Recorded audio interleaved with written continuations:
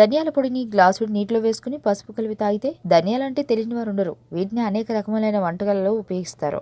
ధనియాలు వంటల్లోనే కాదుండోయ్, ఒక మంచి ఔషధంలా కూడా ఉపయోగపడుతుంది. ఇవి మన ఆరోగ్యానికి ఎంత మేలు చేకూరుస్తాయి ఎలాగో చూద్దాం. ధనియాలతో తయారు చేసే కషాయం వల్ల చాలా లాభాలున్నాయి. ధనియాలను బాగా నీటిలో మరిగించి వడగట్టుకుని ఆ కషాయం తాగడం వల్ల వెంటనే జలుబు తగ్గిపోతుంది. అలాగే ధనియాలను రోజువారీ తినే ఆహారంలో ఉండేటట్లు చూసుకోవడం వల్ల శరీరంలోని షుగర్ శాతం కూడా తగ్గుతుంది.